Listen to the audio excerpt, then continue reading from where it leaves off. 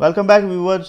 पिछले लेक्चर में हमने देखा था कि अंडू और रीडू की कमांड कैसे काम करती हैं और इनका हमारे जो डॉक्यूमेंट की फॉर्मेटिंग है या एडिटिंग है उसमें क्या किरदार है और हम इनको कैसे यूज़ करते हैं।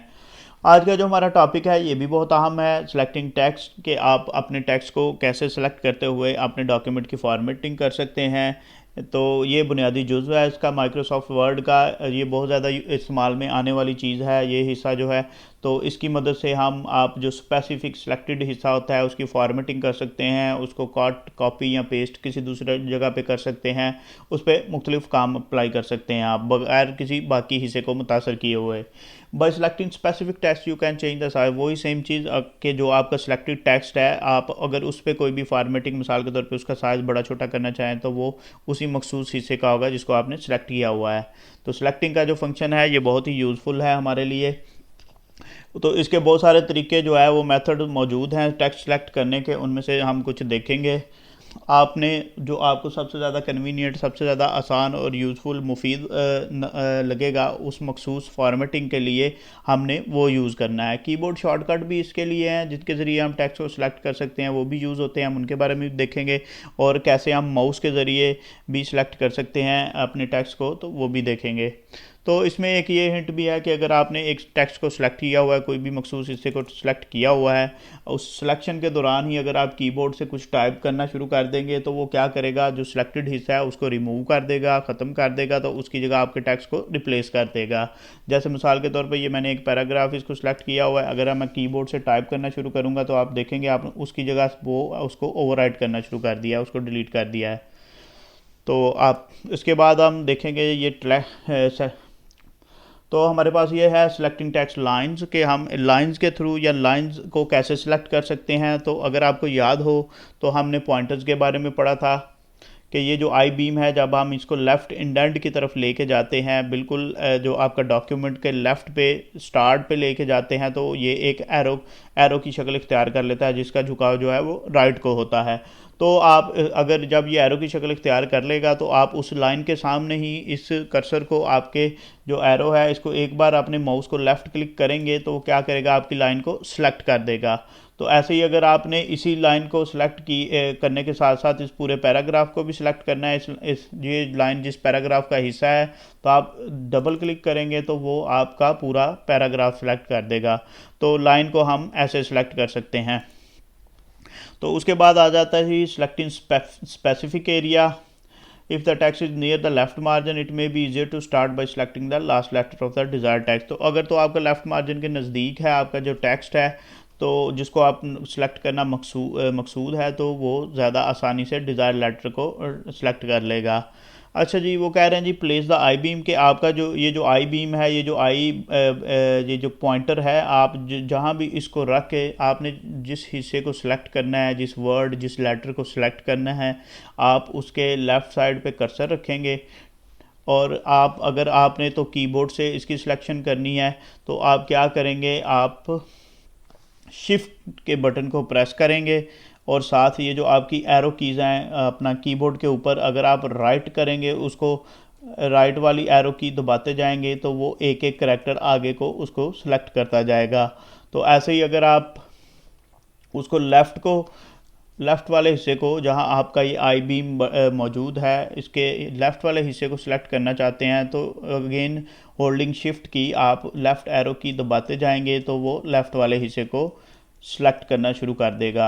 ये करैक्टर बाय करैक्टर करता है, ये आप पर डिपेंड करता है आपने कितना करना है। अगर ऐसे ही आप नीचे वाली एरो की दबाएंगे तो वो नीचे वाली लाइन तक चला जाएगा एरो की के साथ, और ऊपर वाली दबाएंगे तो वो ऊपर आगे को सिलेक्ट करना शुरू कर देगा।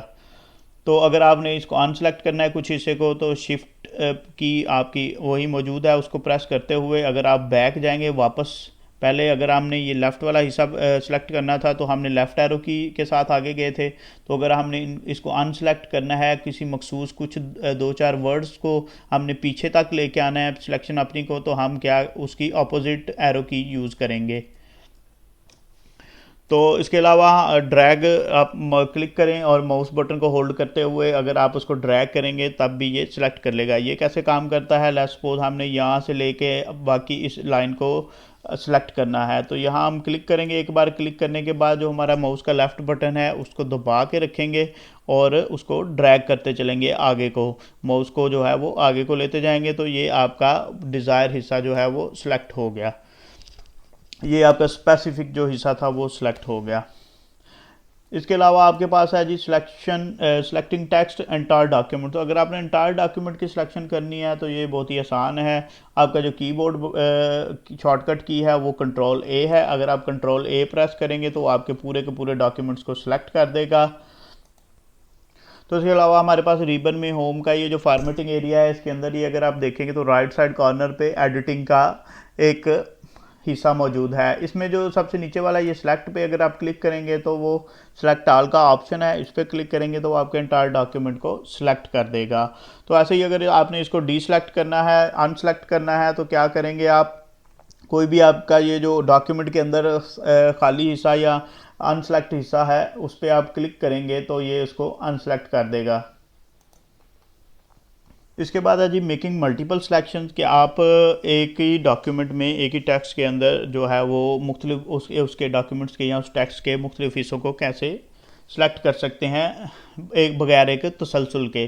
तो making multiple selection, click and drag. तो क्लिक एंड ड्रैग के ज़रिए आप मल्टीपल सिलेक्शन कैसे कर सकते हैं, तो आप सेम वही, अगर आप एक जगह पे क्लिक करेंगे और माउस के साथ उसको ड्रैग करते जाएंगे राइट और लेफ़्ट, तो जितना आपने हिस्सा सेलेक्ट करना है आप वहाँ जाके उसको छोड़ देंगे। तो अगेन आपने अगली लाइन में कुछ मखसूस हिस्सा सेलेक्ट करना है, तो उसके लिए आप क्या करेंगे, आप कंट्रोल की को प्रेस करके रखेंगे और साथ सेम वही क्लिक करके उस मखसूस लोकेशन जहाँ से आप शुरू करना है और उसको ड्रैग करेंगे, तो वो आपका जो मखसूस डिज़ायर जो है वो क्लिक एंड ड्रैग के ज़रिए मल्टीपल सिलेक्शन कर देगा मखसूस हिस्से की। तो ये ऐसे ही अगर हम मज़ीद करना चाहें अगेन कंट्रोल प्रेस करेंगे तो आप इसको सिलेक्ट कर सकते हैं। इस तरह करने का क्या फ़ायदा है कि आपकी ये जो सिलेक्टेड एरिया है, इन तीनों जगहों पे आप जो भी फॉर्मेटिंग अप्लाई करेंगे, जो भी आपने एडिटिंग करनी है, फॉर्मेटिंग करनी है, वो जो सिलेक्टेड एरिया है ये तीनों जगहों पे वो सेम अप्लाई होगी। मिसाल के तौर पे आप इसको चेंज होता देख रहे होंगे।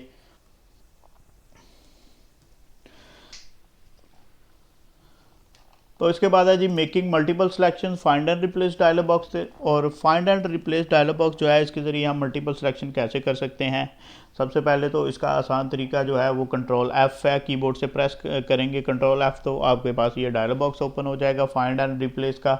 तो दूसरा तरीका जो है वो आप यही आपका होम जो एरिया है इसमें जाके एडिटिंग वाले हिस्से में आपको ये सबसे पहले फाइंड वाला ऑप्शन है, इस पर क्लिक करेंगे तो ये फाइंड एंड रिप्लेस का डायलॉग बॉक्स ओपन हो जाएगा। इसका क्या फंक्शन होता है, अगर आपने कोई मखसूस लेटर या वर्ड इसमें फाइंड करना है या मखसूस टेक्स्ट फाइंड करना है तो आप उसको यहाँ पे टाइप कर देते हैं, तो वो क्या करता है जी आपके लिए, जो आप उसको फाइंड इसके बाद ये फाइंड इन का ऑप्शन है।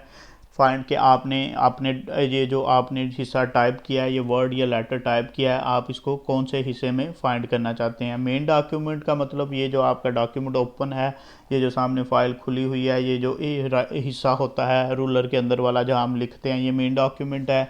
उसके बाद हेडर्स एंड फुटर है, अगर आपने इस पर हेडर फुटर लगाए हुए हैं तो उनमें फाइंड करना है, या text box in main document, या अगर आपने मेन डॉक्यूमेंट में कोई टेक्स्ट बॉक्सेस ऐड किए हुए हैं जिनके बारे में हम आगे जाके पढ़ेंगे उनके अंदर फाइंड करना है, तो ये यहाँ पे आप सेलेक्ट कर लें। मैंने मेन डॉक्यूमेंट में सेलेक्ट करना है, तो जब आप इसको फाइंड इन पे कर देंगे तो वो आपका जो वर्ड होम टैब है उसको फाइंड कर देगा।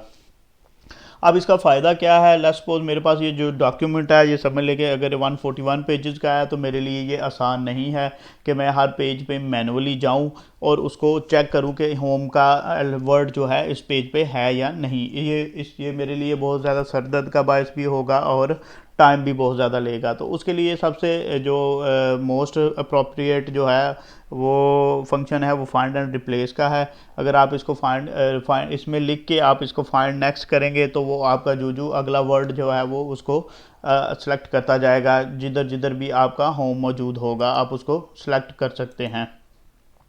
जैसे ही आप देख रहे होंगे ये बार बार जो है वो उसको नेक्स्ट पेज पे लेके जा रहा है, वो फाइंड जो जहाँ जहाँ होम का वर्ड मौजूद है वो वहाँ पे उसको ले जा रहा है। तो इसका ये फंक्शन है। यहाँ आपने इसको फाइंड किया तो आप इसको क्या कर सकते हैं, इस पर एडिटिंग कर सकते हैं, जो भी आपने इसके साथ काम करना है वो आप इस पर कर सकते हैं।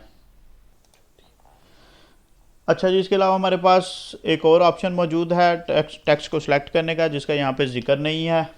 वो क्या है जी, आपने अगर रेक्टेंगुलर या आपने मुरब्बा की शक्ल में, मुस्ततील या मुरब्बा की शक्ल में अपने टेक्स्ट को सिलेक्ट करना है, तो उसके लिए आप अपने कीबोर्ड से आल्ट की दबा के रखेंगे और जो आपका स्टार्टिंग पॉइंट है जहाँ से आपने टेक्स्ट को सिलेक्ट करना शुरू करना है, वहाँ से क्लिक करके उसको ड्रैग करते चले जाएंगे, तो वो आपका मुस्ततील या मुरब्बे की शक्ल में आप अपने टेक्स्ट को सिलेक्ट कर सकते हैं। तो जितना आपको डिज़ायर्ड है टेक्स्ट सेलेक्ट करना, वहाँ आप उस जगह पे जाके अपने माउस के बटन को पहले छोड़ेंगे, फिर आप आल्ट की को छोड़ देंगे, तो वो आपका टेक्स्ट जो एरिया है वो मखसूस वो सिलेक्ट हो जाएगा। तो आज का लेक्चर हम यहीं ख़त्म करते हैं। उम्मीद है आप इससे ज़रूर मुस्तफ़ीद होंगे। तो अगले लेक्चर में हम देखेंगे कि ये ड्रैग एंड ड्रॉप क्या चीज़ है, ये कैसे काम करता है। इसके अलावा डिलीटिंग टेक्स्ट है, करैक्टर्स, टाइप ओवर, क्या ये क्या चीज़ें होती हैं, इनके बारे में पढ़ेंगे। तो तब तक के लिए अपना ख्याल रखिएगा, हमारे चैनल का भी। अल्लाह हाफिज़।